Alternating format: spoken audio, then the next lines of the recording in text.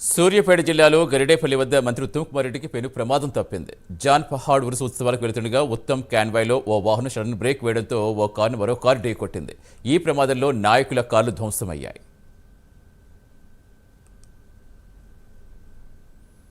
పూర్తి సమాచారం ఇచ్చేందుకు మా కరెస్పాండెంట్ శంకర్ జనతర్. శంకర్, ప్రస్తుతం ఎలా ఉంది, ఏం చెప్తున్నారు అక్కడ అధికారులు? రైట్ సతీష్, సూర్యాపేట జిల్లా హుజూర్నగర్ లో అయితే మంత్రి ఉత్తమ్ కుమార్ రెడ్డి కార్లకు కాన్వాయ్లో పెను ప్రమాదం తప్పిందని చెప్పుకోవచ్చు.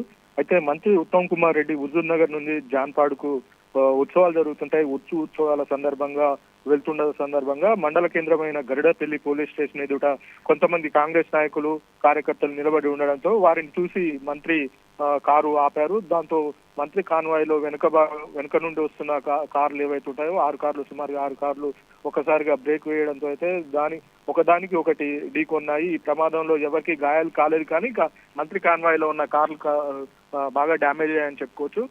మంత్రి ఎవరైతున్నారో జాన్పాడులో ఉత్సవాలు జరుగుతున్న సందర్భంగా హుజూర్నగర్ నియోజకవర్గం నుండి ప్రాతినిధ్యం వహించాడు. ఎమ్మెల్యేగా అక్కడి నుండి గెలిచి అక్కడ మంత్రి అయ్యారు ఉత్తమ్ కుమార్ రెడ్డి. ఉత్తమ్ కుమార్ రెడ్డి అక్కడ ఉత్సవాలు ఏదైతే ఉంటాయో జాన్పాడులో భారీగా ఉత్సవాలు చేస్తున్న సందర్భంలో అయితే అక్కడ పాల్గొనడానికి వెళ్తున్న మంత్రి ఉత్తమ్ కుమార్ రెడ్డి అక్కడ కొంతమంది గరిడపల్లి పోలీస్ స్టేషన్ ఎదురుగా కొంతమంది ఉండడంతో వాళ్ళకు మాట్లాడడానికి వాళ్ళని కలవడానికి ఆగిన సందర్భంలో వెనక నుండి వచ్చే కార్లు ఏవైతే ఉంటాయో ఒకసారిగా బ్రేక్ వేయడంతో ముందల కారు ఒకసారిగా బ్రేక్ వేయడంతో వెనక కారు అదుపు తప్పి కాన్వాయ్ ఒకదానికి ఒకటి 6 కార్లు గుద్దుకున్న సందర్భంగా అయితే భారీగా కాన్వాయ్ అయితే బాగా డ్యామేజ్ అయిందని చెప్పుకోవచ్చు.